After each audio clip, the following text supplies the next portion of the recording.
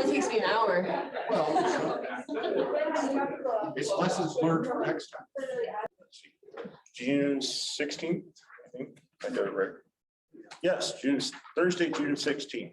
So I would ask if everybody would stand and join me in the Pledge of Allegiance, please. I pledge allegiance to the flag of the United States of America and to the republic for which it stands, one nation, under God, indivisible, with liberty and justice for all. Thank you very much. Okay. If anybody has public comment and they wish to, there are forms over here on the table, so please fill those out and submit them to myself or Miss Amy, and we will make sure that you get that you have the appropriate time to get your comments in.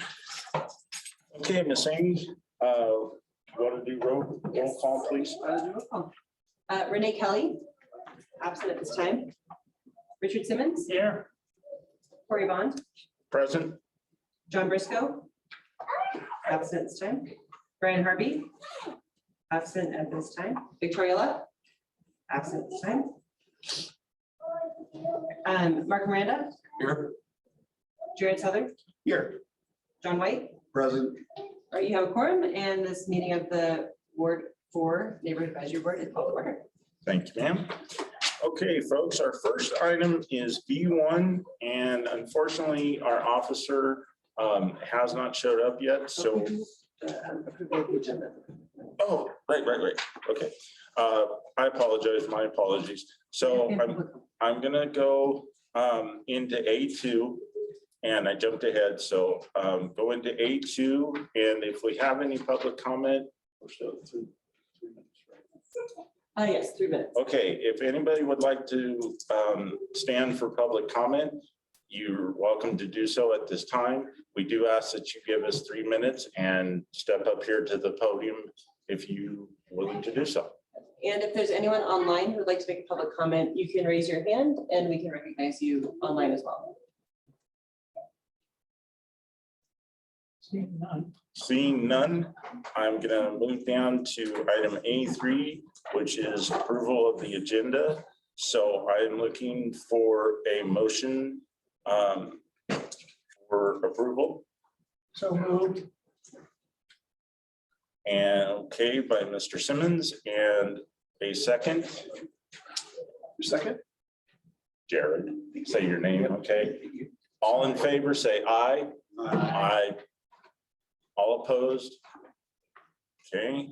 Item A4, approval, excuse me, that was approval of the agenda. This is approval of minutes from April 21st.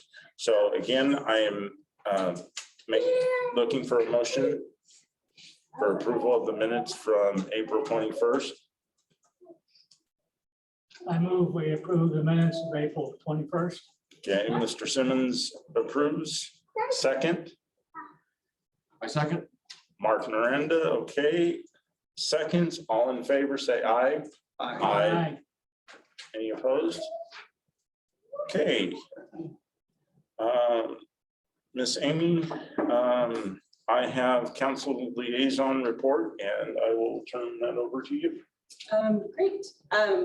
There is not a ton of things that I have to report at the moment, but I am happy to answer any questions if there's any questions that people have that would be directed toward me, or questions for Councilor Bonnie Weber. She's not here this evening, but I'm happy to, as much as I can, answer any questions on her behalf. And then I do want to just give a quick update on, we did just open up some micromobility lanes downtown. So we are asking that people give us their feedback about those. So I know that we're in the North Valleys, but you know, you may be downtown at some time or another in the next few weeks or months. And so if you check out those micromobility lanes in the downtown corridor, we would love to have your feedback. So I will in the chat on Zoom, and I'll be able to email it out to the board and anyone else who wants it. We have a survey online at reno.gov/engage, and people are welcome to give their feedback on that micromobility project. So any questions for me from the board? Seeing none, okay. All right, so just as a reminder, folks, if you're gonna second or vote for anything, please give your name so that it gets on the record. Thank you. Okay, and that leads us into A6, and I'm gonna turn that back over to you. Oh, I don't know. Or did you do? Yeah, sorry, I don't have Okay. any additional. Okay, well, okay. All right, so then now I'm caught up, and again, I apologize for that. We are going to skip A1 or B1 for the moment and move into B2 until our officer arrives. So I get to turn it back over to you.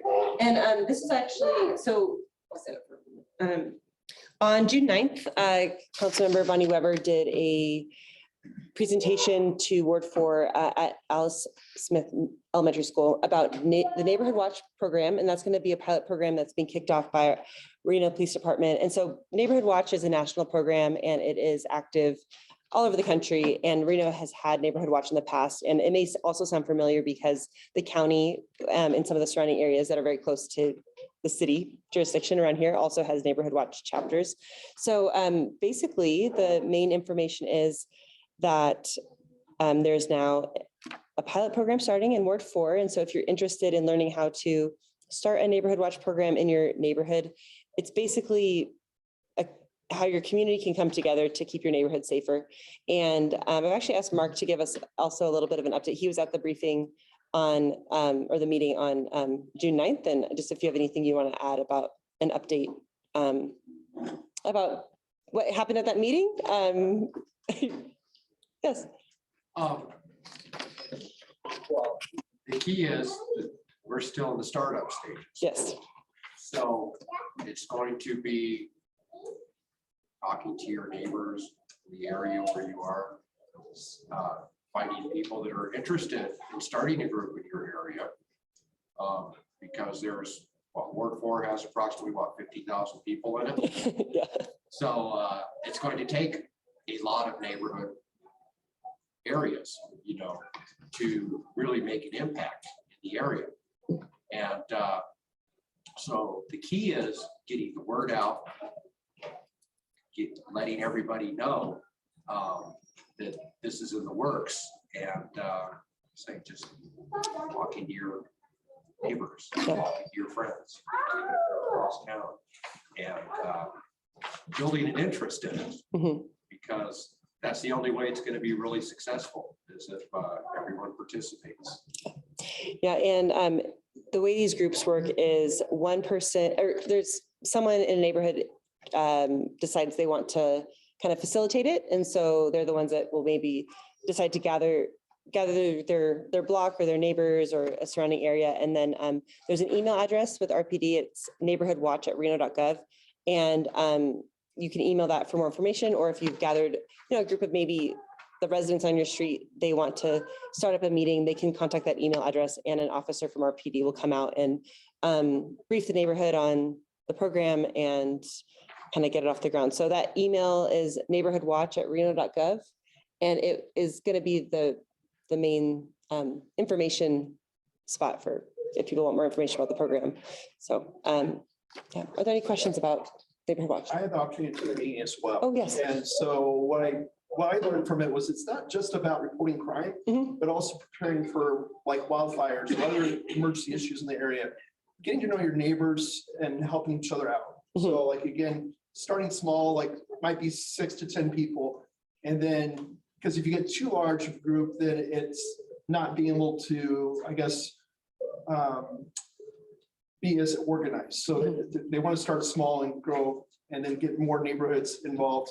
What I learned from that meeting, we had someone that talked about the Silver Lake Park and concerns there.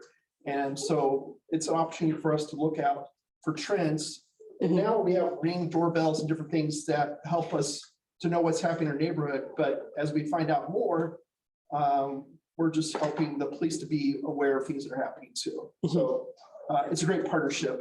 They had Teresa from Washoe County Sheriff's Department come out, and they have 64 groups in Washoe County, and there's not one yet in Reno. And this is why we're piloting it, is to be able to be better organized. And I think it's a great program. So I'm excited for it. Awesome. Thank you. Any questions about Neighborhood Watch or how to get involved?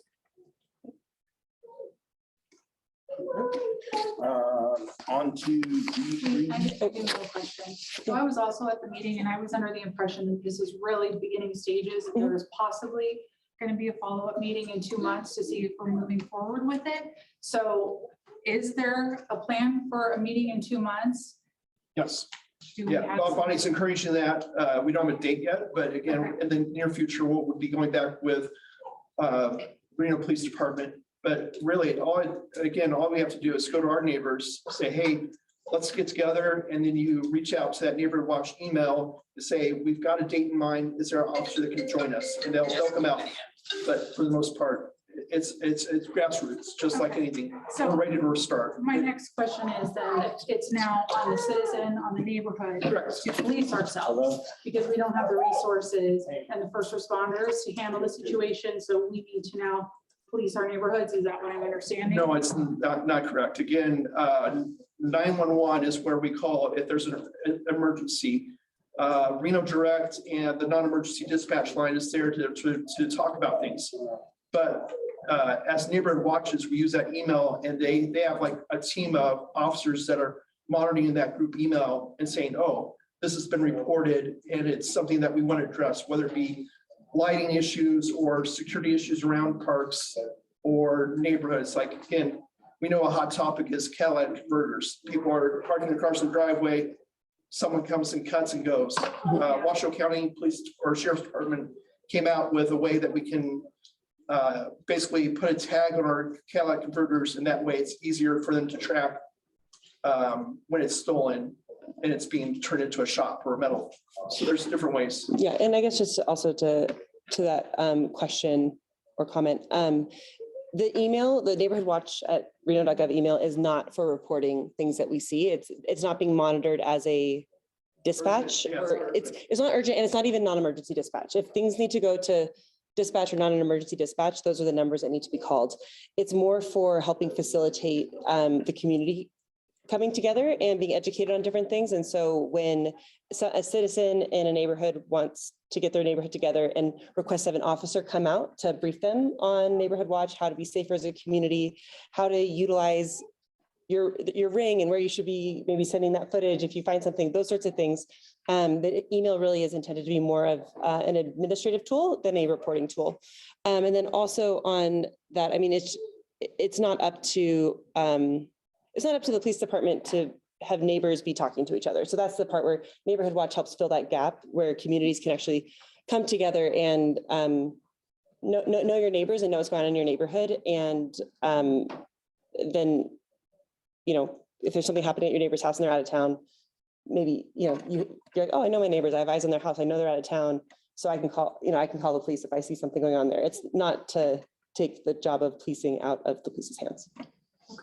So we're the eyes for the police and then we're supposed to call 911 and let them know. Essentially, yes. Okay, so I have a personal experience a couple of months ago. I had to call 911 for a family emergency and the phone rang for 5 minutes before somebody even picked up from dispatch. Mhm. So do we have anything in place to help with dispatch if we do see something? Because if something is happening, a crime is being committed, and we have to wait for 5 minutes before somebody to answer, are we giving the police more resources to address what I assume we're going to have more calls if we have more eyes watching for crime in our neighborhoods? In the recent budget at council, there were more funds approved for dispatch and for police. I don't know yet how they're going to be dispersing those resources. I'm not going to be able to speak to that right now. But addressing we're a growing area and addressing the need for increased support for dispatch and for the police is definitely on the radar. Okay, thank you. And we're supposed to have an officer here with us tonight. Unfortunately, because of the shortages you're talking about, sometimes they get called out onto situations and have to respond to things. And so he'll pop in here if he's able to, but if he's not here, it probably means that he is responding to something in the neighborhood that makes it that he can't come. Great, thank you. Those are great. All right. I think I got assigned to be the new chair. the time here. So if we can go on, I believe we're at B3. Let's see, let me drive up to my here. Yes, and I think I saw Kathleen online. So.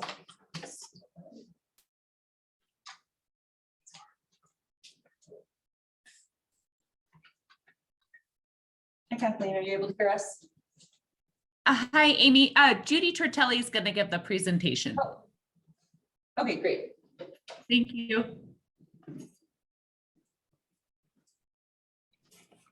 All right, Judy, you should be able to unmute yourself.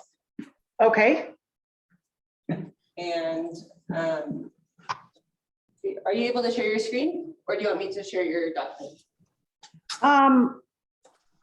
can you give me the opportunity to share my screen?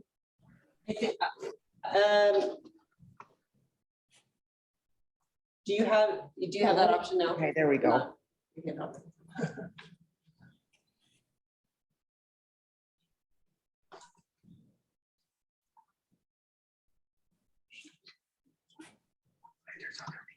Okay, can you still hear me? Yes, we can hear you. Are you able to share your screen? Yes, it looks like I'm gonna be able to. Let me share that.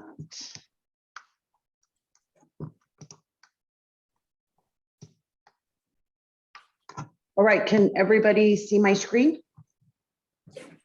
Yes. Okay. So, hello, everyone. I'm Judy Tortelli, project manager for the RTC, and I'm here to talk about the Lemon Drive project that we have in construction out there on Lemon Drive. So the purpose of my presentation this evening is to provide you a project update, let you know about some upcoming traffic control and detours. I want to revisit future improvements that are planned for the North Valleys and let you know where you can find information. So this graphic here, you've seen it before, probably kind of shows how the project has been phased. The orange dash line is segment 1, where we have widened Lemon Drive from 4 to 6 lanes from the Sky Vista Buck Drive intersection out to Military Road. This yellow dashed line indicates our interchange improvements. We have reconfigured this interchange to a diverging diamond interchange, similar to the one that is at Moana. A little bit about what we've been doing. Right now, the project is on schedule for substantial completion in July. I'm excited that the project is going to be completed early. All of our segment 1 work is complete. We're waiting on NV Energy to install our streetlights on segment 1. The concrete roadway panels at the Sky Vista Buck Drive and Military intersections are complete. As far as our diverging diamond interchange improvements at US 395 and Lemon Drive, all of our major paving, curb and gutter, medians, riprap, and landscape rock are complete. The traffic signals and signage has been installed. Our drainage and utility improvements are around 90% complete, and our bike lanes and multimodal path is 90% complete. So I have a few construction photos that I just wanted to share with you to show some of our progress. This here in the upper left is a picture of paving on the northbound on-ramp. Down here in the bottom, again, is a picture on Lemon Drive under the bridge. This picture is just getting ready for paving. Over here, we just have some construction photos of the contractor placing material and base to get our medians ready for that landscape rock I was talking about. And down here, we just have some more dirt being moved around. So this picture here on the left is a picture of one of our signal poles. You can see in the background, there's another signal pole that's up, the drill rig that was out there to drill some foundations. Here's that landscape rock I was talking about that we've placed. You know, the contractor places the bigger rocks first and then kind of fills in the area with the smaller rocks. I think the landscape rock that we've put out there looks really nice. And then I had to show some construction photos of our concrete panels. Those were very challenging to remove and replace because of traffic. It was a huge impact. So here we just have the concrete crews placing the concrete.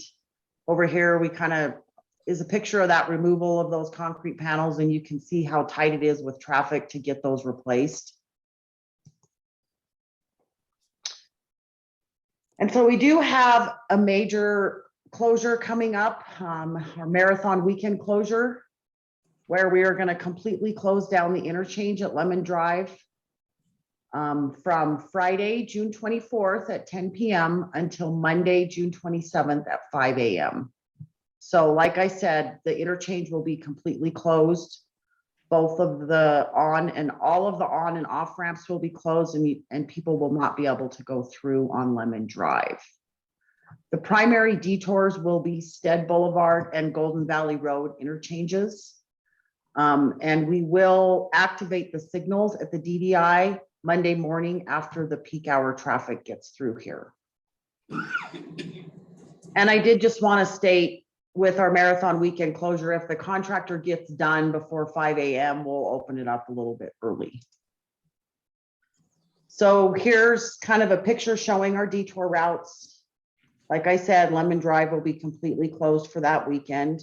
And the detours are Golden Valley using North Hills or Virginia Street, and Stead Boulevard using Sky Vista Boulevard or North Virginia Street.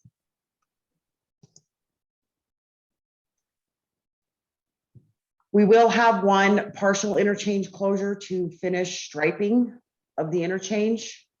That work will happen at night, and we're going to do it after the 4th of July. The details of that we're still ironing out because we're wanting to minimize traffic impacts with that. That's part of the reason why we're doing it at night.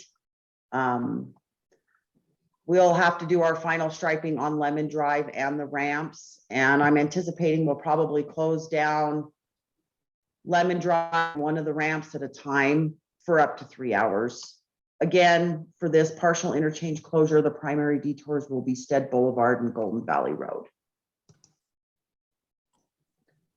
So here's just a picture of what our DDI, kind of a graphic representation of what our DDI looks like at US 395.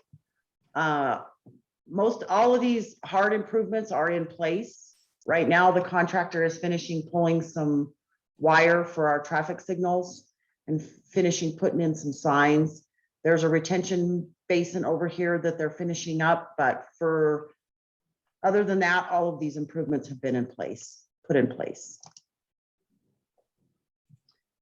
So we do have our Drive the New virtual DDI campaign still going.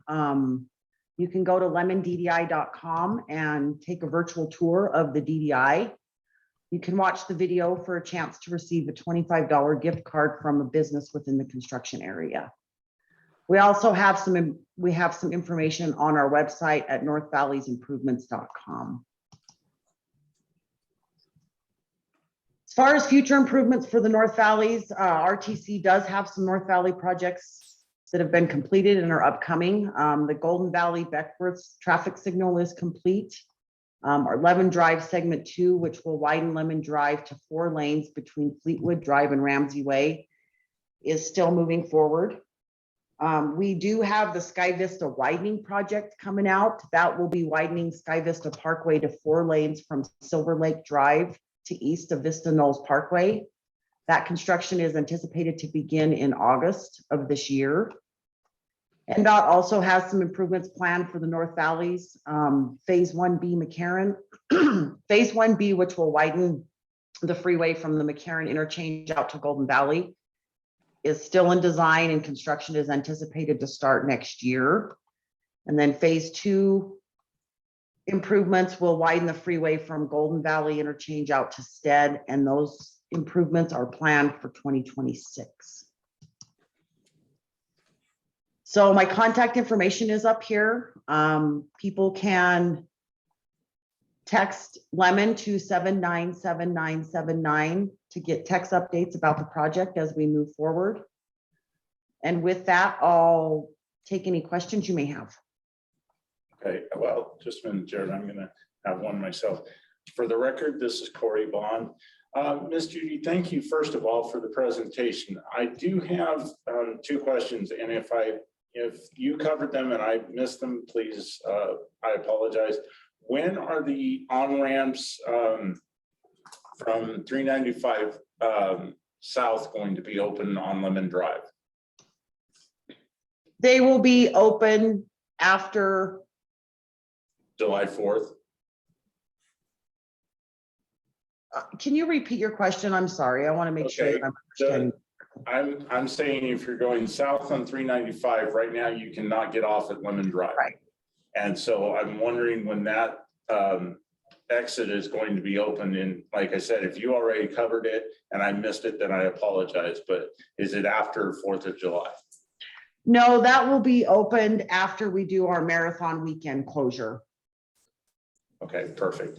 So we'll Okay. open that back up after that marathon weekend closure. Perfect, okay. And as I said, for my board, if you guys have questions, just remember to mention your name first for the record, and that also goes for my audience. If you have any questions, come to the podium and please state your name for the record. Okay, anybody else? So this is Jared Souther, and my question is, in the design of the southbound off-ramp at Lemon, right now it shows like one lane merging into Lemon going underneath the bridge. Is there capacity in the future to add 2 lanes? Because when I look at the previous slide where you show the lanes, maybe, or I'm sorry, it was, you know which one I'm thinking of? Yes, the one that shows the, It shows, it looks like just one lane coming southbound to go underneath the bridge to go closer to Sky Vista. Not that one, but the opposite side of the freeway. Yeah, so this is actually the, as I drive by, it looks like it's a single lane ramp. Does that clarify my question? yes, this one right here. No, the one going underneath the bridge though. Sorry. You're in the right area, but just not going away from the freeway, but underneath the freeway. So underneath the freeway, we'll have 2 lanes. But the ramp is showing one lane. And I believe it's just one lane. Right there, yeah.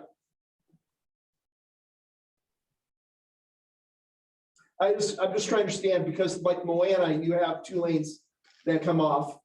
And it shows there's capacity for 2 lanes, but you only built it with 1. That's my understanding. Yes, I believe this is just 1 lane here.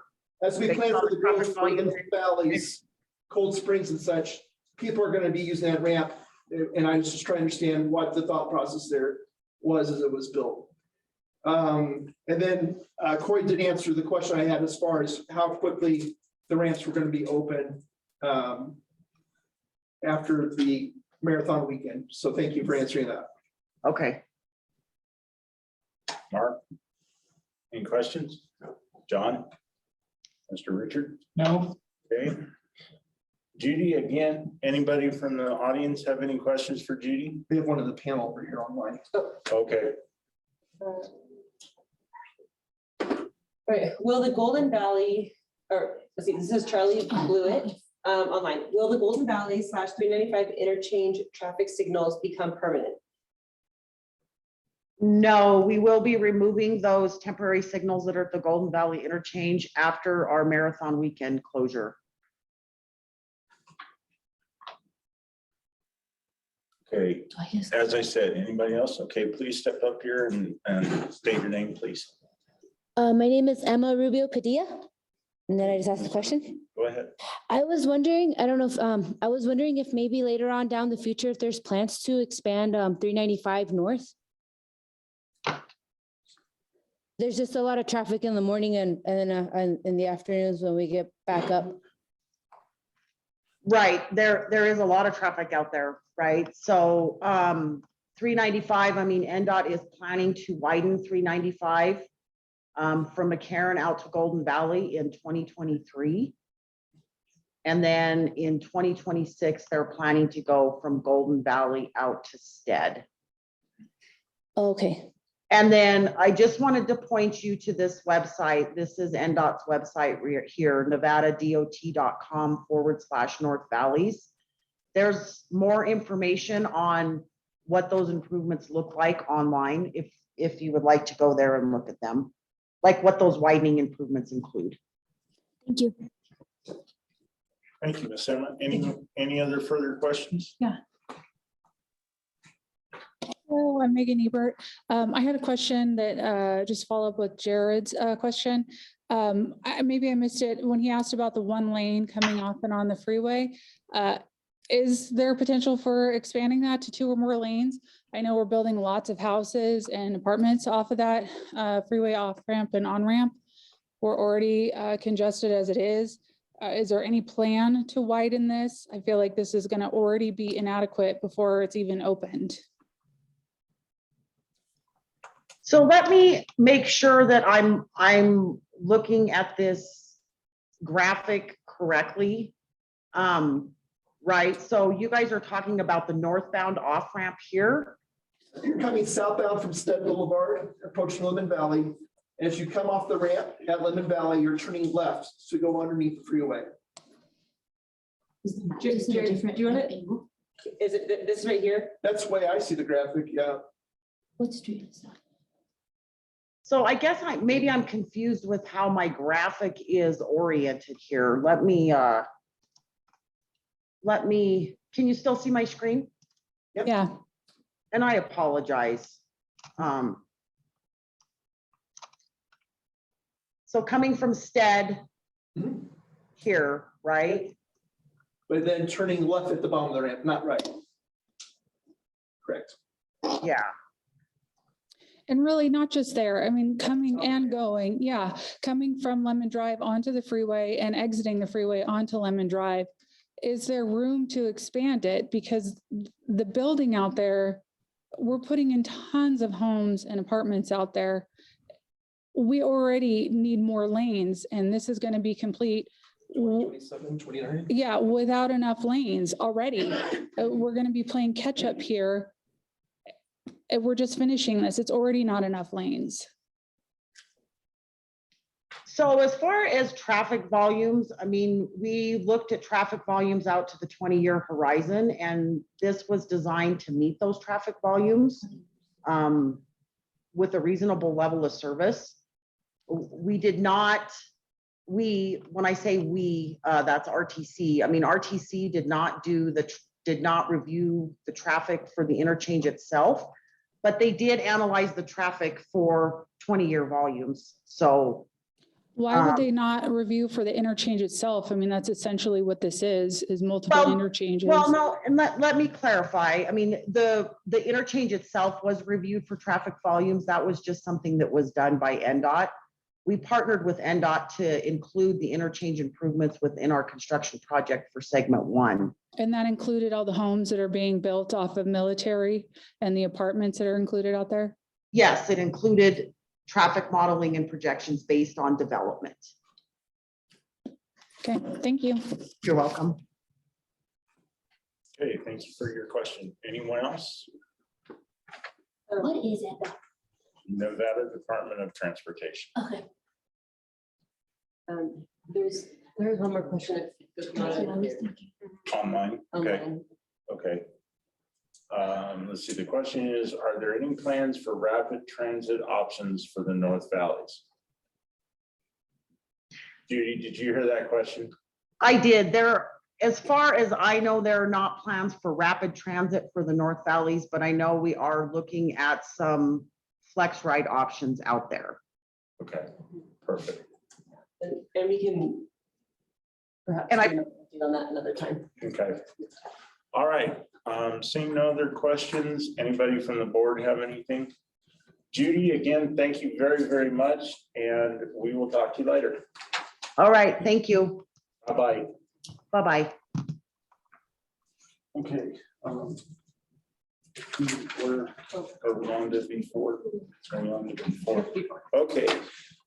So we're going to move on to the agenda and we're going to move to B4, presentation, discussion, and potential direction to staff on playground design options for Dorothy McLinda Park, playground replacement.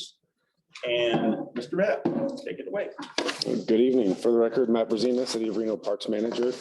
I do have a semi-brief presentation regarding the upgrades we're planning on doing at Dorothy McLinden Park and phase 3 of Mayor's Park construction. Yes, please. And does this mouse? No. It does not. Okay. Sorry. So I'll just shout at you when I want to advance. Let me tell you the implementation of the- Sure. I've never used it here before. Slideshow tab at the top. And then left icon. Feel free to go to the next slide whenever. So a little bit of the background of the project for those that don't know. We're currently in multiple phases of the Dorothy McLinden Mayor's Park upgrading. This construction likely will take place over the next 10 to 12 years, and we're in the third phase. And for those of you that aren't aware, phase 2 completed roughly 2 years ago, and that included the upgraded driveway, parking lot, which included an asphalt overlay at Mayor's Park, the permanent restroom structure, and some drainage and grading for the new flat fields. Phase 3, can you go back one slide? Phase 3 for the project includes the finishing of the flat fields, which includes the irrigation, sod, and then we're going to add some overhead lighting and massive irrigation project that's going to provide water from the Stead water treatment plant. We currently get the water from the treatment plant. However, we use a holding pond. The water's pumped into a holding pond, and then we pump the water out of that holding pond to the rest of the park. So there's a lot of issues associated with pumping out of that holding pond, dealing with algae vandalism and then pump repairs. So the upgraded irrigation will allow us to have constant pressure at all times for the both parks.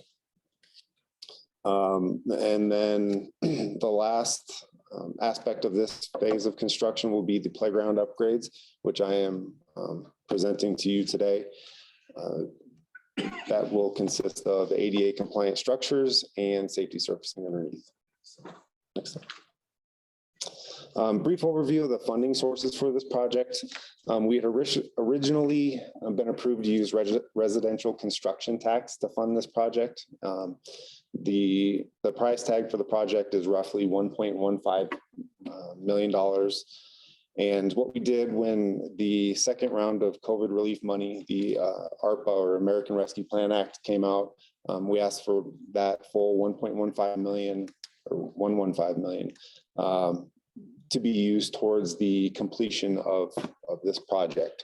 So what that allows us to do is to take that residential construction tax money and use it at other parks in both the North Valleys and the rest of Ward 4. Let's see here. We also secured a sizable community development block grant fund in the amount of $150,000 to be used exclusively for the playground. What we wanted to do for this site was to have the largest playground in the North Valleys, kind of an attraction that really showcases Mayor's McLinden Park. I don't know if you've seen the playground that has went in at Idlewild Park, very sizable modern structure. We're hoping to do the same concept out here, if not a bit larger. That CDBG fund will definitely push us above the Idlewild Park cost. And then lastly, we have the approval to utilize a little bit of residential construction tax money for any overages with this project. As I'm sure everyone's aware of the cost increase, labor shortage and increase, and then supply chain problems. So we do have the ability to utilize some of the residential construction tax funds. So this is the playground in its current condition. I'd like to point out that it's extremely outdated. Many of the components are, well, the playgrounds, first of all, were installed in the 1990s, which makes parts and replacements for it obsolete. So we can't even replace or repair these structures if we wanted to. And that results in us boarding them off or removing some of the climbing features. And it's some of the most outdated play structures that we have in the city. I will also note that you can see the sand safety surface underneath. It's only one of 3 parks out of the 87 that we have that still have the sand, which doesn't conform to ADA or current fall standards. So what we're going to do is utilize the pour in place surface that you see at other parks. It's a foamy rubber surface that's poured underneath. It's really fun to walk on. Kids really enjoy it, and it gets us up to the current standards. So we have 2 possible options that I'm bringing forward to you guys. Looking for comments, questions. I'll go through all the slides first, and then feel free to ask any questions at the end. But we have 2 themes, the airport theme and the Alpine Mountain theme. And so we've worked with Landscape Structures Incorporated to come up with a couple custom playground options.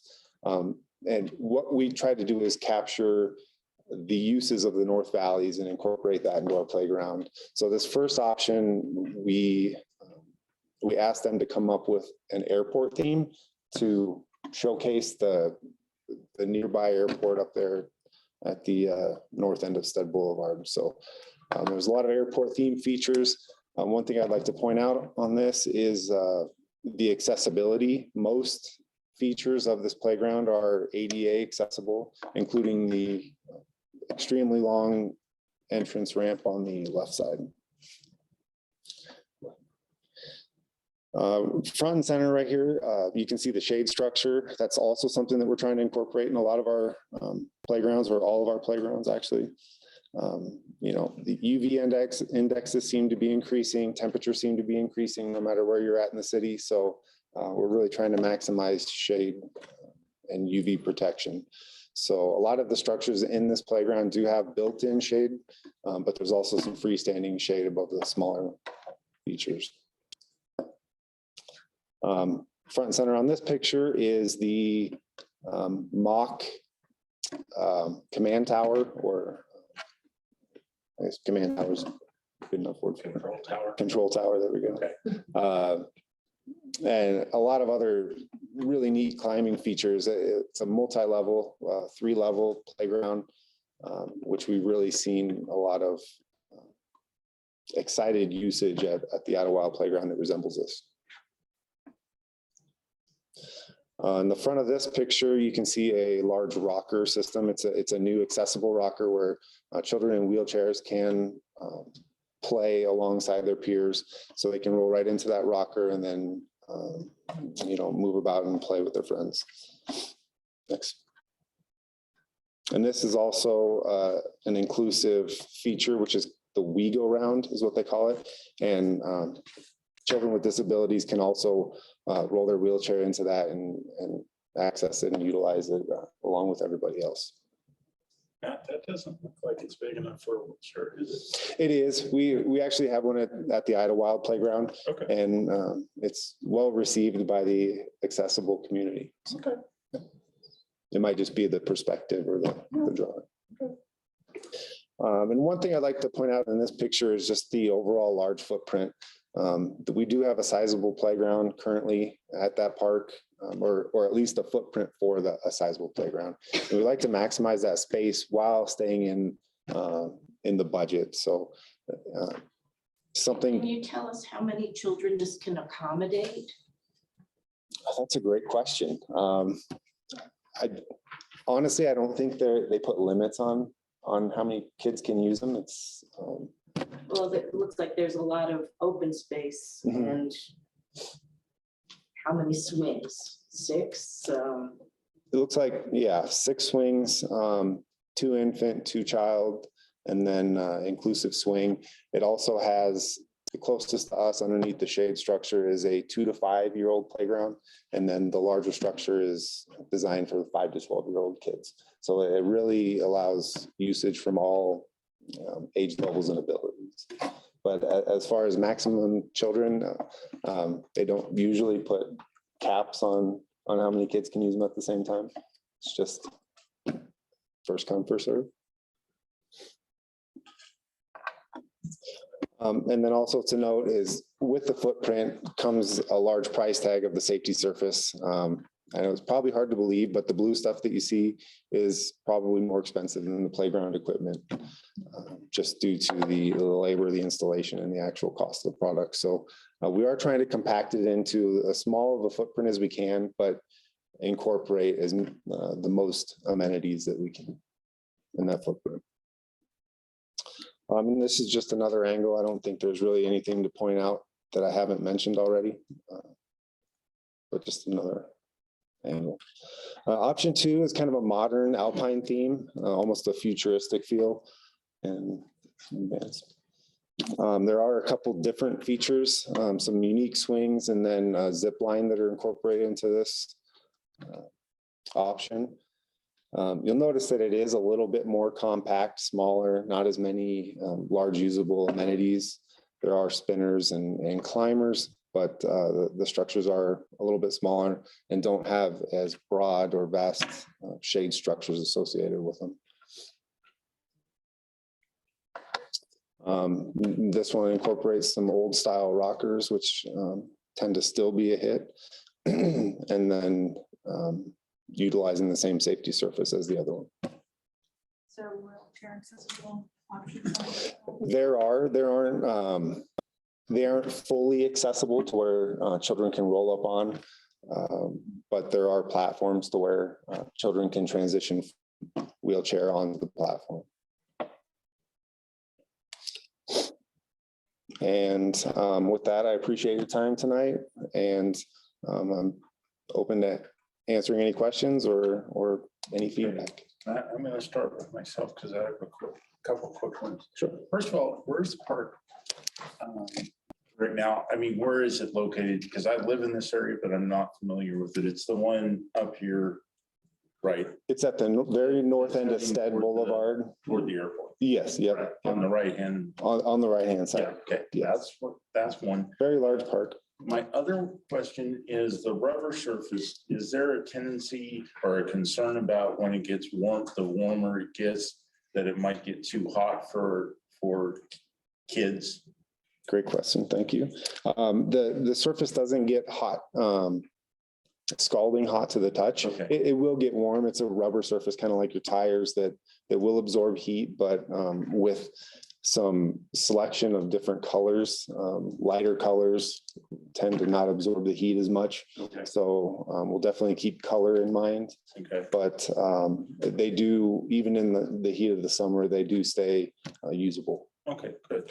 And my last one is, who makes the decision? I mean, is it up to us, and then does it go to the planning commission for the final decision on the option, or how is that done? So park staff will be visiting with multiple boards and commissions, getting all the feedback. And something that I failed to mention too is that we didn't have it in time for this meeting, but we're going to put out an online survey and allow members of the community to also vote on this. And with the information from the 3 board and commission meetings, you guys, staff will take all of the yays and nays and weigh them out and make sure we pick the option that is most well received. Okay, and I will chastise myself because I asked you to do it and I did not. For the record, this is Corey Bond. So Matt, thank you for the questions. I will turn to my board. Anybody have any questions for Matt? I know you did, so. You asked. Oh, did I? Oh, hey, I'm doing good. I didn't know where this park was. Okay. Anybody else have any questions? Jared? So I'm Jared For Souther. the record. Yes, Thank you. thank you. And so this partner that you have for design, they've been a partner at other parks like Idlewild. Mhm. Okay, great. Yep.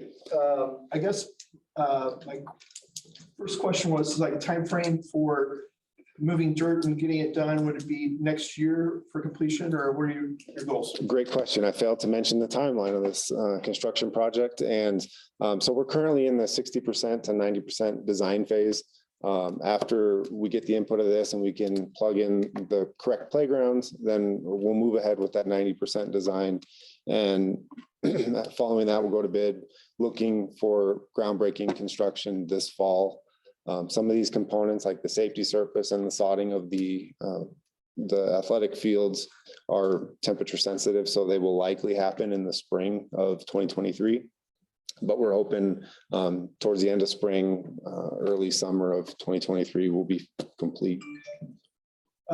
With this partnership, do you have like warranty on the surface and repairs? Is it given a year, or what do you have for when you have this type of improvement to a park? Both the playground surface and the equipment do carry manufacturer's warranties. The safety surface, I believe, is shorter just due to the weather components. So if I remember correctly, it's up to a 5-year warranty. And then the playground structures are usually longer, like a 10 or 15-year warranty. We've talked, and you shared that it is a multi-phase process of improving the park. Like the park picnic structure or the barbecue structure there, is there some money set aside in this phase to improve that as well? In this phase, there won't be money set aside to improve the actual structure. What we are intending to improve are the restrooms. Currently, 2 years ago, they were vandalized beyond repair. And what we're hoping to do is, while everything else is under construction of phase 3, we'll get in there and make the restrooms usable again. So at least, thank you. They're open. Okay, Mark, anything? John? Okay. Good. Okay, audience, do I have any questions for Matt? I do. Megan Ebert again, sorry. So who plans the layout, and are we allowed to give any kind of feedback? Because I kind of like the first layout, but I feel like it's kind of sparse. I have 2 kids, so I'm at the park and there's a lot of fighting that goes on over equipment. Is it possible to reconfigure? I know you said that the flooring kind of is the most expensive thing. Can we maybe reconfigure it so that we're doing less flooring and putting more equipment in? Because it seems like a really long strip to accommodate the wheelchair ramp, which I get, but maybe make it a little narrower and put some more equipment in if that's less expensive to put in. Absolutely. Is there options to give feedback for the planning on that? There is, and that's one of the reasons why I'm here tonight, and I will take note of this feedback. There are possible things that can be done with the design, and after all these comments are received, I'll reach out to the manufacturer, the design company, and see if they can do some modifications. What likely will happen is we will see a more compact and frequented use of the area, just because we're trying to maximize how much we're putting in versus the safety surface. Like I said, one thing that we do have to keep in mind is the space needed for the ADA ramp, and then also the fall zone area. So you can't put certain playground amenities close to other ones just due to the possibility of falling. But I will definitely take note of that and see if there are other options that we can do. Yeah, that'd be great. Sure. And then you said that it's kind of up to the community to vote on which option that we go forward with. How will we be notified about when the vote happens, or where do we go to find information? So once we create the survey through the Survey Monkey app, I will send it out to all the boards and commissions up here in the North Valleys. And then we'll also post it here at the library. I'll make some flyers and signs for the park. And so park users can come up and use the little QR codes to link into the survey. Do we have like kind of time frame on when that might be? There, hopefully we'll have the survey running in the next week. We're hoping to have all input done by the end of the month. So yeah, and then sometime next week, hopefully we'll release that, and it'll likely be up for roughly a week. Okay, so changes to layout and things like that will also be up. There will, and like I said, there are constraints if we're trying to maximize the space with play structures or play amenities. The layouts will be, it'll be tough to change the layout too much, Yeah. but I'd be happy to entertain any opinions or thoughts about the current layout. Yeah, just because, we're going through all this trouble and it's like, it does look like there's kind of a lot of open space. Sure. And I do get it, that you need to have areas where kids can fall and whatnot. But, we're doing it. It'd be nice if we could have a little more equipment because there's not that many swings, a very large ramp and a couple slides up here. And I just know that, there's a lot of kids out here. That doesn't seem like a whole lot of equipment. Sure. Yeah, I will definitely keep that in mind. And like I mentioned earlier, we're trying to keep the cost down with the safety surface. So we will try to. This is Amy Pennington for the record. If you are not, this for everyone, if anyone's not yet signed up for the Word for newsletter through the Reno, you go to reno.gov/newsletters, you can sign up for that. And I will be sure when Parks makes that available, I'll be sure to send out to that newsletter. So yeah, if you're not signed up for that yet, sign up and you'll get an update. Ma'am, I'm sorry, go ahead. Have you considered a climbing structure? That's one of the most popular things at Idlewild Park in the playground there. Yes, there are quite a few climbing structures that are associated with this. I know it's tough to see maybe if Like Amy in can. that rock formation at Idlewild, it's kind of like kids climbing on the rocks. Sure. They go under it or over it and all that. So most of the climbing is tied with the large airplane that I don't know if you can see, there's a large airplane with 4 or 5 different climbing structures attached to that. And then allowing kids to access the top and play pilot. So. Okay, do I have any other questions? I can sit down, right? Yeah. Okay. For the record, Emma Rubio, and you know how you were saying that you were going to have this, is there gonna be like a website where we can go and see the master plan and maybe like how they do for construction and you can see like a house and the rooms and everything? Will there be something that we could check out, like a layout that says, that we can see kind of like the architects when they give you a layout, so we can see the layout and what's all there, so we can compare them? Like an artist rendering? So this is the current rendering we have. We won't have actual blueprints until we select one or the other of these options. But will there be that for like, when you say you're gonna send the survey so that we could like decide on one, will there also be blue layouts that we can look at and share with our neighbors and like, hey, this is what they're planning on having? Which one of these options do you want? We will likely be able to incorporate these renderings into the survey. That way everyone voting can see which one they're actually voting for. Okay. Yeah. And will they have like descriptions of everything that's on that playground? So it will be easier maybe to look for those things in the picture instead of just assuming by looking at the picture?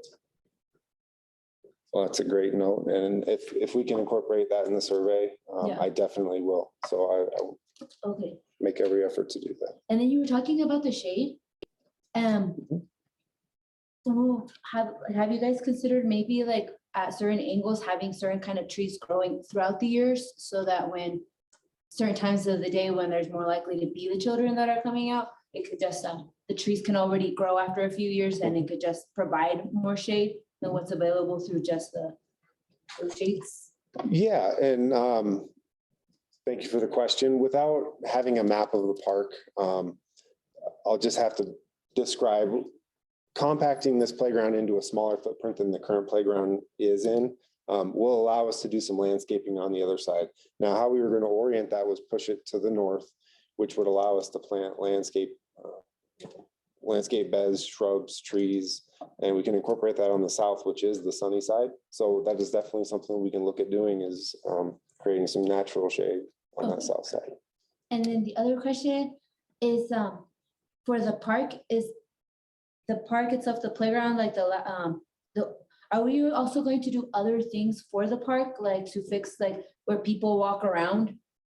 Like the walking paths? The walking paths are in upcoming phases. They aren't included with this current phase. So it is in our 10-year plan to update those. If we do have path funds available or residential construction tax funds, we could look at upgrading those sooner, but as of now, they're not included with this construction phase. Okay.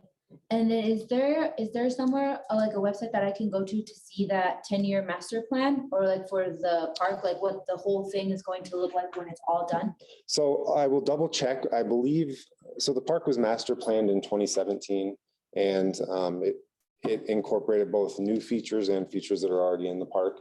I believe that's on the City of Reno website. I will double check, and if it's not on there under the parks page, I will make sure that gets put up on the website. Okay. And that shows, it doesn't show the phasing, but it does show a broad overview and map of the park and everything that we do plan on doing in the next 10 years.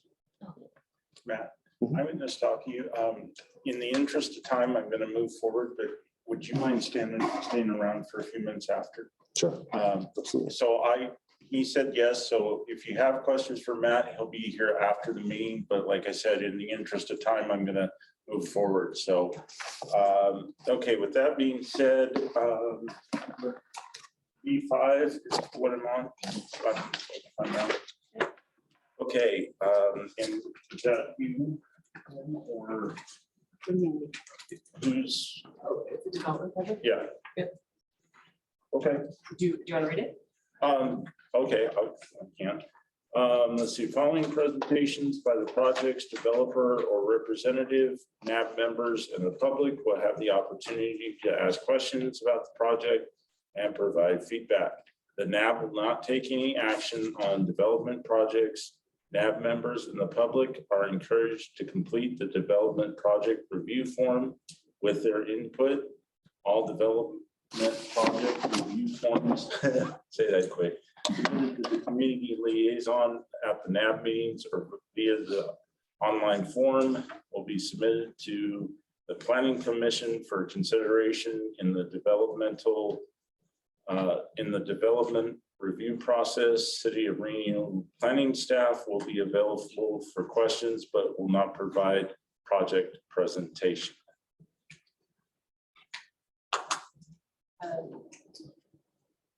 All right, so then B51. B51 is a request has been made for a conditional use permit to allow a 4x8 unit multifamily development that will result in fills greater than 10 feet in height.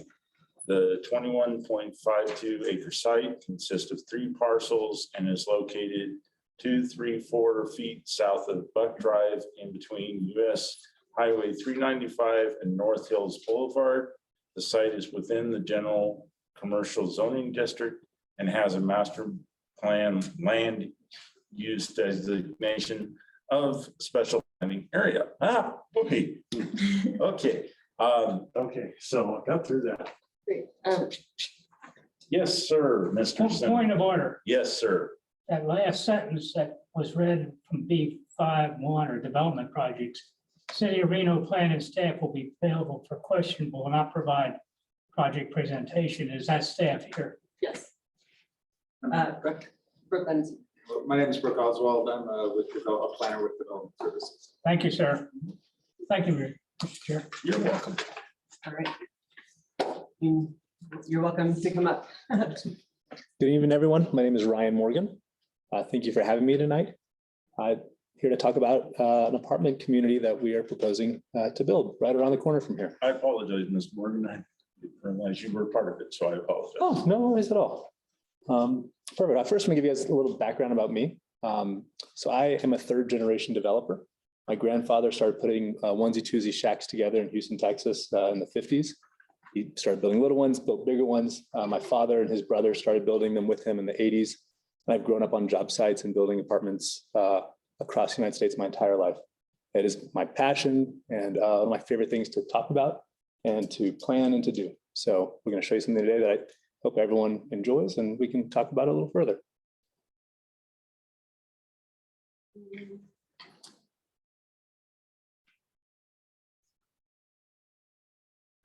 Perfect. This is a little, just shows the location of the site. Obviously, it's around the corner. We're sandwiched between kind of the CVS and North Hills Animal Hospital, right off the highway. As I mentioned, it's 3 parcels we're combining together. So the property is currently zoned general commercial. It is part of a master plan designation of special plan use. Multifamily is permitted under the current zoning and master plan use designation. We are applying for a conditional use permit as we are planning to build 408 units, which is over the limit of 100. These are some current site photos. As you can see, it's flat, there's light vegetation, and there's also a large kind of ditch that runs right through the middle of the project. At some places, it's actually 15 feet deep. I don't know if anyone's ever been out there. It's kind of scary. This is just a black and white site plan, kind of showing the topography of the site as it currently sits and how our site plan and the buildings fit onto that site. Kind of in the corner, you can see where the animal hospital is. And then on the backside is where the commercial building currently sits. This kind of shows where we plan on accessing our project. 2 entrances. And this is the pretty picture. This is our landscape plan and kind of showing how the buildings lay out. So we have about 19 buildings, plus a clubhouse, plus maintenance, and with the addition of a few detached garages. There's also a separate mail complex. Something I like to point out is we like to put different amenities scattered throughout the site. In the far right corner, we have our large dog park and small dog park that is connected through a trail that connects throughout the entire community. It's kind of hard to see, but running kind of diagonally through the middle of the project is that ditch. So we wanted to highlight that instead of hiding it. And we're actually planning on putting a pedestrian walkway against it. Obviously, we'll make sure it's secure and safe, but something that people can enjoy as they stroll through the property. These are just examples of our floor plans. We spend a lot of time thinking of how people live in these projects. I actually move into every project during our punch and live there for between 1 and 3 months to see how the design works, how the layout works. So we spend a lot of time with our architect, really making sure that each one of our 1, 2, and 3 bedroom floor plans are functional, they feel good, and they have everything that you would need to live in an apartment building. This is kind of showing the 3 bedrooms as well. These are our elevations. So I don't like to go crazy with the pizzazz and stand out. I really like to blend in with nature, but also I like to have it stand out and be on its own. So we use a few different colors, a few different textures. The building jots out in a few different areas, as you can see, and there will be different kind of color patterns as the buildings repeat throughout the site. Here are some details. So it's about 21 acres. We're planning on building 408 units, 378 total parking spaces, which is 1.8 per unit. Essentially, that's the average most people try to build towards 1 or 1.1. I try to overpark all of my projects. I think parking is one of the biggest issues when it comes to any apartment complex. So we really try to overpark our projects. And on the right-hand side, you can kind of see our unit square footage breakdown. The average square foot is about 859 square feet. And here's just kind of a list of some amenities that we have, including the dog parks, the walking trails, the clubhouse. There will be on-site maintenance and management, and they'll be lit and just a beautiful property. If you don't mind going to the pretty site plan. Perfect. Questions? First, to the board. Oh, yeah, sorry. Board. Excuse me, ma'am, just anybody on the board? Thank you. Jared Souther. I wanted to ask, as far as the right of way for the property line to the freeway, how much space is there? As I see it, it is close to it. Yes, it's a good question. It's a 25-foot landscape buffer, and there'll be an added concrete sound wall in between the property and the highway. I know a part of NDOT's plan is to add lanes and a merge lane from like Golden to Lemon Valley. And I guess that's the question of allowing that to transpire to add additional off-ramp spaces and such. But then in addition to that, RTC was here earlier, but they didn't have an opportunity to speak to it. What is the plans for North Hills Boulevard? Because they just improved it 2 years ago. It's still just 2 lanes with no merge lanes or exit lanes. So we're currently working through that. So as far as the northern, that has not come up as far as the expansion of the interstate. And on the south side, we are currently working through the studies. We conducted a traffic impact study. A lot of it has to do with the work that they're currently doing. So we're kind of doing it in phases. But we've talked about putting in turn lanes and certain things to help mitigate that. But we're currently all under review. And obviously we want to do whatever we can to make it less of a headache. Traffic is nothing anyone wants. At this corner right here, there's currently a 4-way stop sign now. But based on traffic and increased building of the homes below and what you're bringing to the neighborhood, it feels like RTC should be considering a light at that intersection for better traffic flow.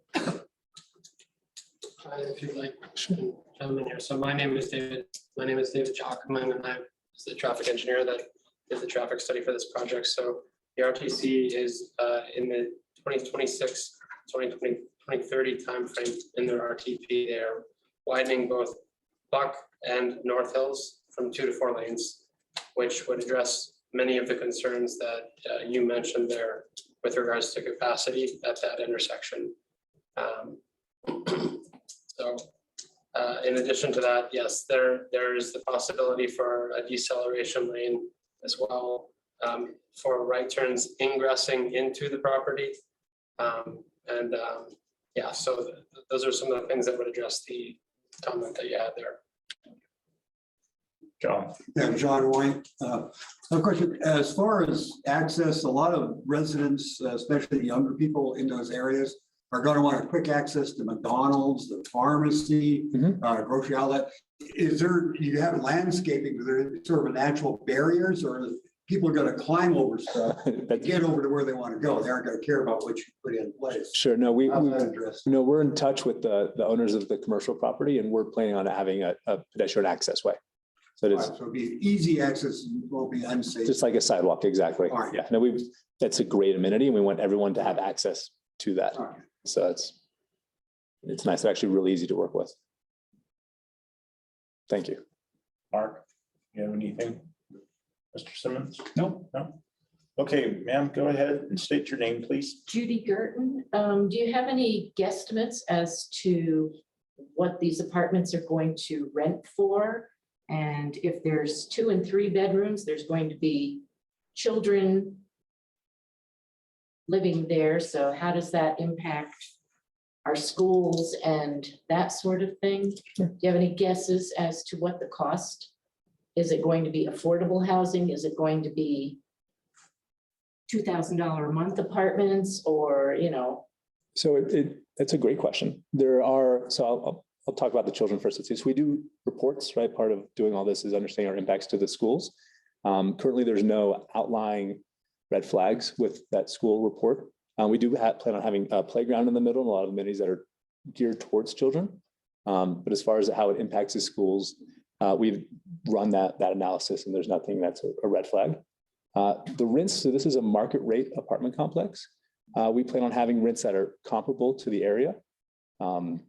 What they are exactly now, it really just kind of depends on what's going to cost us for us to build this. But obviously we want people to live here, and I'm not trying to price people out.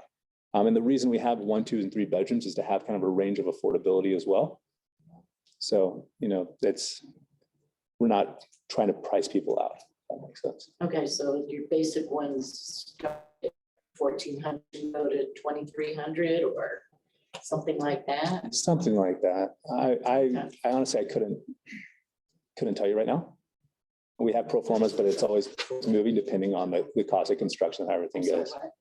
So once the recession hits, it will be cheaper. Exactly. Okay, because the prices today, you don't know what the market rate's gonna be. Right, but I'm just trying to get a feel for whether it's going to be We have low guesstimates. income or income assisted apartments. It will be market rate. Okay.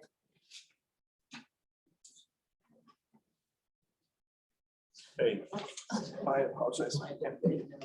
Emma Rubio, Padilla, for the record. I must have missed what you said about the for 395, how they were planning on expanding it, if this is going to accommodate for the widening? I missed that.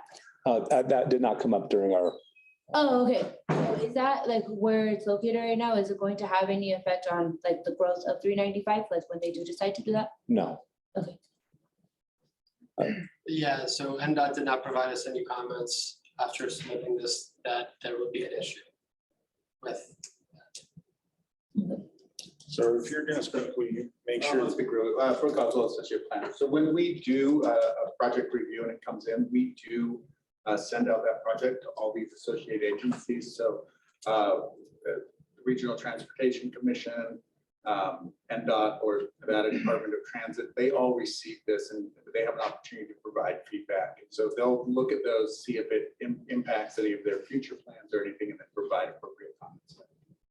So in this case, we did not receive comments back from NDOT, which would imply that they do have an issue with the project impacting future development. And I also had another question. How, because I would just like to visualize how tall these apartments are going to be when I'm going through the freeway. Because something that I miss more about Reno when I first got here is like all that open space and just the ability to look out everywhere. And I feel like a lot of like in downtown, a lot of things have gone up really high.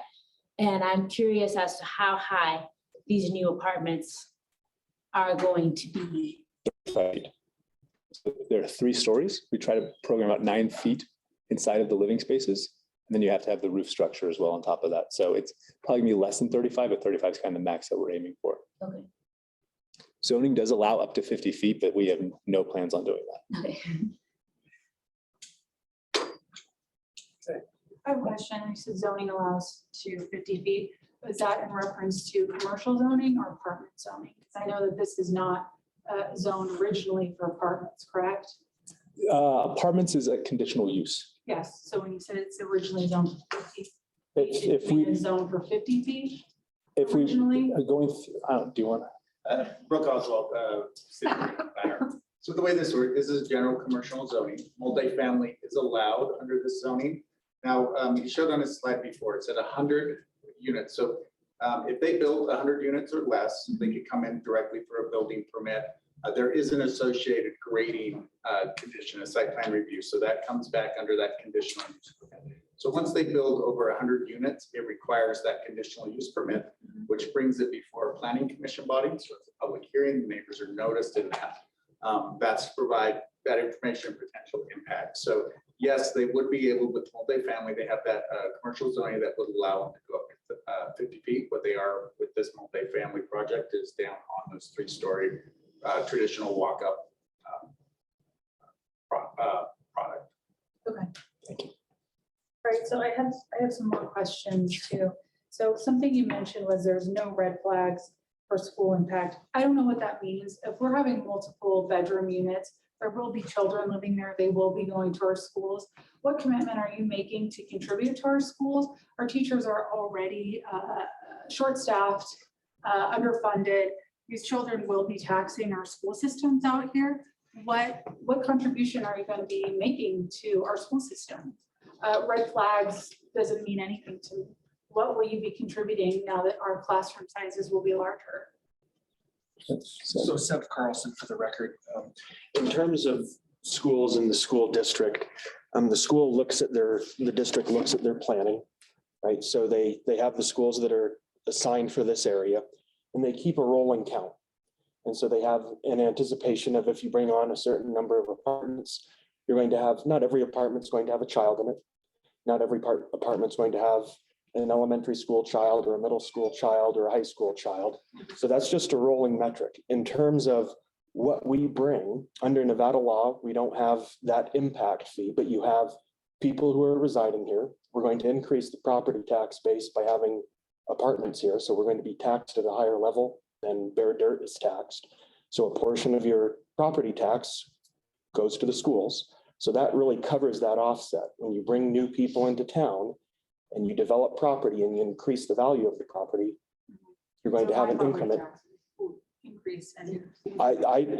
A new development may or may not impact your No, it property does. tax. It does. Well, and we Because it can, increases property value. and I My appreciate property The Amy Pennington, for the record, we actually need to stay germane to this topic, so we're not gonna divert Okay. into that. The but- other question I have is 738 parking spaces. So we're assuming that we'll have up to 738 more cars. So when we say that we're going to be expanding North Hills Boulevard and Buck, who's going to pay for that? Are you guys going to contribute to the cost of that? Or are we again going to be using our taxes to cover that? Because that's 738 more vehicles on these roads. And as I mentioned earlier, that on-ramp and off-ramp on Lemon is now going to have potentially another 738 cars coming off and on that on-ramp. And the amenities listed on here are wonderful for the people that live there. That's awesome.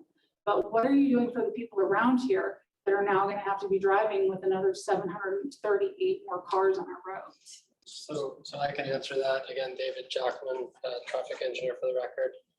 With any of these projects, developer is required in our area to pay the regional road impact fees associated with the project. And so they will be making a contribution, which is in line with any other developer to mitigate that. And then obviously those RTC projects come out as a result of contributions made to the regional road impact fees. In So short, were these apartments considered in the traffic surveys when they widened or when they did the adjustment to the Lemon Valley interchange? similar to what Judy said earlier from RTC Washoe, they make general assumptions about growth in the area. So when you're making assumptions about growth, you are not looking at a specific development like this multifamily development, but you are looking at rates of growth in that part of town. And this part of town has grown quickly. And so they're making aggressive growth rates. They're using aggressive growth rates to make those determinations. Okay. That's the RTC Washoe making that, not myself. But in So- terms of whether or not they're going to widen Buck and widen North Hills. But is it safe to say that since we're here talking about a special permit to do 408 units and not 100, that we likely didn't plan for this extra 308 units when we did the traffic survey for the widening of this road? Is that a safe assumption? I don't think so. I don't think it's safe because the growth rates are not incorporating specific parcel zone at all.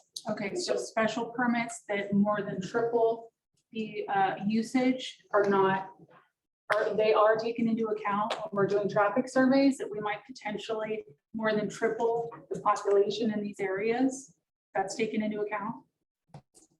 We could get into the weeds on how much traffic. Well, I they- mean, I feel like this is the area where we should get into the weeds, right? Yeah, absolutely. So. Yeah, and actually, normally, we're casual right now, we normally are. Normally, the public doesn't actually do Q&A in this format. It typically goes through the board, but if you, I mean, I'm sure that if you want to talk to them more in detail about this, we're about to end the meeting, and so if you have more questions for people, grab them and get some more questions. Is there anyone else that has any related questions here? Okay, this is Judy Girton for the record.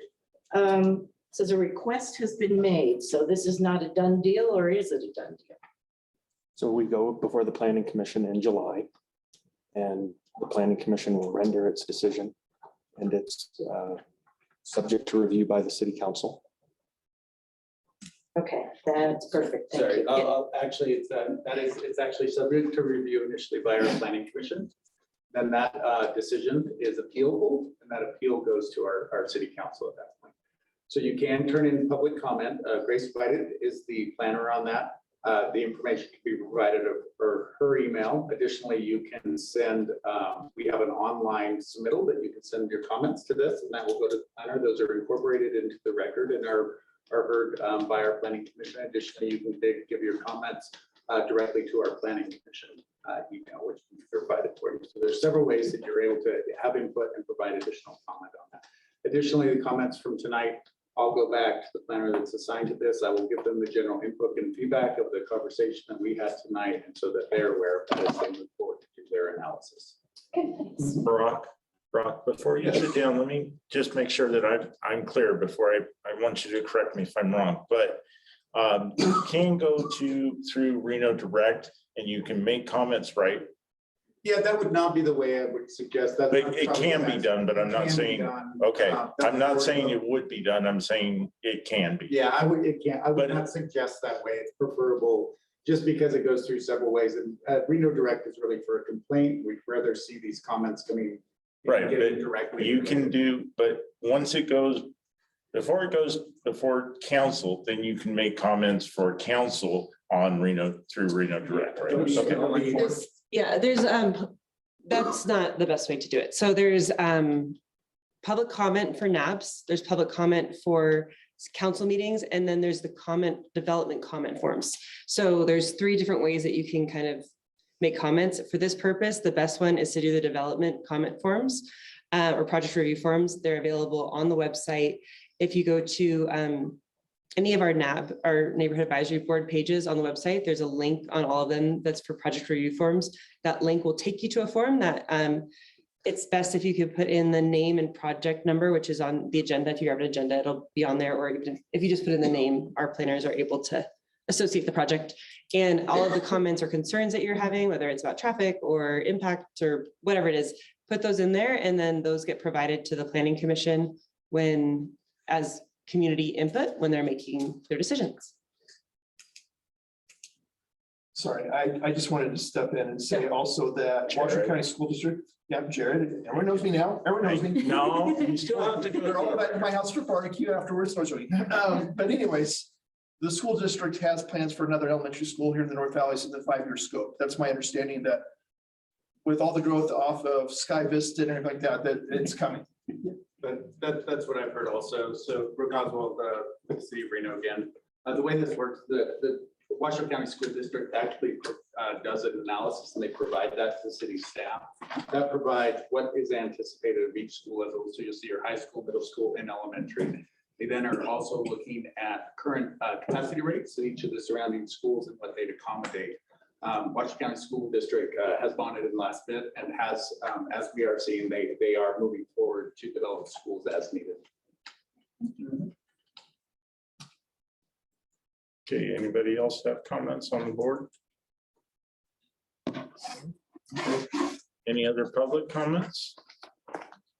Okay, thank you, gentlemen. Thank you, members of the board. Thank you, Amy. Thank you. Okay, and I'm gonna move to item B or C. Anybody have any board or commission meeting updates, reports? Seeing none, okay, I'm gonna go to D. Anybody have any items they would like to see on future agendas? Again, seeing none. This is cool. Okay, my last one is public comment, and if there is, remember, please state your name and you get 3 minutes. Cool. Seeing none, I would entertain a motion for adjournment. So moved. Mr. Simmons, second. I second it. John, all in favor? Aye. Thank you, everybody. Thank you.